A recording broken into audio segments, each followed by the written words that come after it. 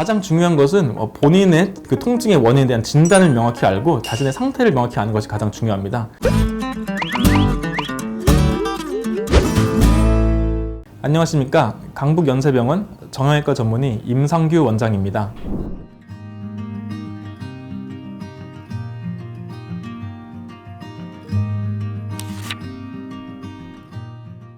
간단히 두 질환에 대해서 설명을 드리면은 추간판 탈출증, 즉 우리가 흔히 디스크라고 말하는 질병은 이 뼈랑 뼈 사이에 이제 디스크라고 하는 이제 쿠션 역할을 하는 조직이 있는데, 이 디스크가 터져 나오면서 다리로 가는 신경을 누르면서 통증이 발생하는 경우를 추간판 탈출증이라고 합니다. 반면에 이제 척추관 협착증은 이제 추체의 바로 뒤쪽으로 이 신경이 지나가는 이 신경관, 이 터널이 있는데 이 신경관이 전반적으로 다 좁아지는 경우를 우리가 척추관 협착증이라고 부르고 있습니다. 추간판 탈출증 같은 경우는 20대, 빠르면 10대에서부터 발생을 할 수 있습니다. 반면에 척추관 협착증 같은 경우는 퇴행성 변화이기 때문에 대개 50세 이후의 환자들에서 많이 발생을 하고 있습니다. 추간판 탈출증 같은 경우 추간판 조직이 가운데 이제 수액이라고 하는 이제 물질이 있고, 그 수액을 이렇게 섬유륜이 이렇게 싸고 있습니다. 무리한 운동을 하거나 자세가 안 좋거나 외상 등에 의해서 수액이 위아래로 이제 강한 압박을 받게 되면서 이 섬유를 찢을 정도로 큰 정도의 압박을 받게 되면은 이 수액이 뒤쪽으로 새어 나가면서 이제 디스크가 발생을 하게 됩니다. 반면에 척추관 협착증 같은 경우는 가장 큰 원인은 척추관이 전반적으로 이제 퇴행성 변화, 나이가 들면서 전반적으로 이제 척추관 주변으로 이제 인대 조직이 두꺼워진다든지 척추 관절 유지하는 후관절, 뼈가 좀 이렇게 자라서 커지게 되면서 신경관을 압박할 수가 있고요. 또는 퇴행성으로 이 뼈와 뼈가 이렇게 밀리면서 전방 전이증이 생기면서 척추관이 압박될 수 있습니다. 그 밖에도 외상, 골절이라든지 아니면 양성 종양 등에 있어도 척추관 협착증은 발생될 수 있습니다. 두 질환 다 이제 허리 통증을 호소를 하지만은 추간판 탈출증 같은 경우는 환자들이 대개 이제 어느 날 갑자기 허리가 다리가 저린 증상이 생겼다, 그렇게 호소를 합니다.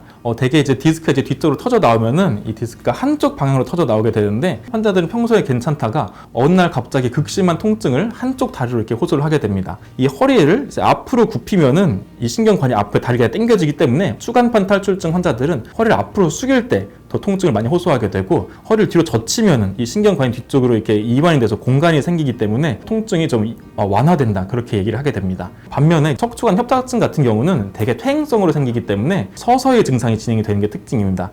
이 척추관이 전반적으로 다 좁아지기 때문에 양쪽 다리 모두 이제 다리가 저린 증상을 호소하게 되고, 그리고 특징적으로 척추관 협착증 환자들은 파행이라는 증상을 호소를 합니다. 조금만 걸어도 다리가 무겁다, 다리가 터질 것 같다, 이런 증상을 호소를 하면서 쉬고 가고 싶게 되고, 실제로 환자가 이제 앉아서 쉬게 되면은 다리 통증이 풀리는 그런 증상을 이제 파행이라고 합니다. 척추관 협착증 환자들은 허리를 뒤로 젖힐수록 통증을 호소하게 되고, 허리를 앞으로 숙이면은 이 신경관이 넓어지면서 오히려 통증이 나아지는 그런 증상을 호소하게 됩니다.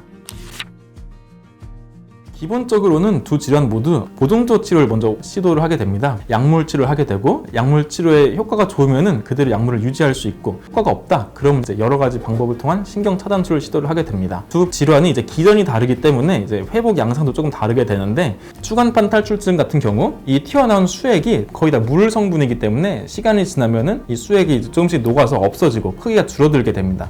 따라서 환자들은 디스크가 터져 나온 직후에는 극심한 통증을 호소하지만은 약물 치료와 주사 치료를 통해서 이제 통증을 조절하면서 끌고 나가면은 디스크가 없어지면서 눌렸던 신경이 풀리면서 서서히 통증이 좋아지는 그러한 경과를 보이게 됩니다. 척추관 협착증 같은 경우는 약물 치료나 주사 치료를 통해서 증상을 조절한다고 하더라도 물리적으로 척추관이 좁아져 있는 거는 계속 남아있는 상태고, 점점 그 척추관 협착은 진행을 하게 됩니다. 따라서 척추관 협착증 환자들은 협착의 진행의 경과를 늦추는 그런 식으로 허리 관리를 하는 것이 중요하다고 하겠습니다. 보통 이제 보존적 치료를 지속을 했음에도 통증이 호전되지가 않는다, 일상생활을 하는데 너무 불편하다, 발목, 발가락 힘이 떨어진다, 근력 저하가 있거나 아니면 대소변 장애가 생긴다, 그런 경우는 빠른 수술적 치료를 하는 것이 좋은 예후에 도움이 됩니다.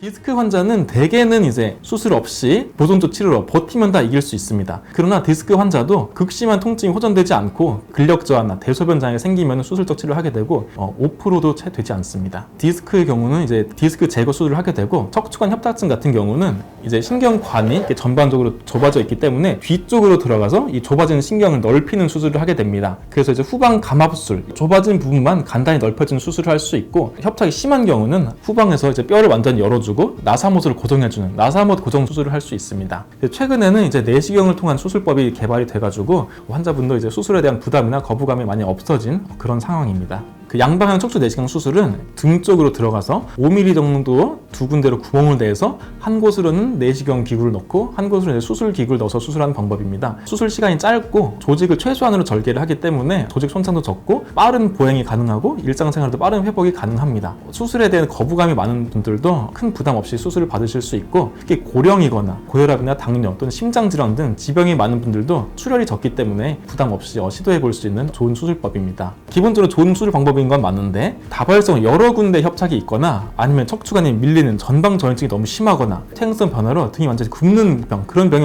오신 분들은 내시경 수술을 해도 큰 효과가 없을 가능성이 큽니다. 그런 경우에는 나사못 고정술을 하는 것이 가장 좋은 수술법입니다. 그러나 나사못 고정술을 하게 되면은 그 마디가 완전히 붙어 있기 때문에 이제 허리를 굽혔다 펼 때 그 윗분절과 아랫분절이 더 스트레스를 많이 받게 되고 5년, 10년이 지나면 그 윗분절은 아랫분절에서 오히려 또 이제 협착증이 또 생기게 됩니다.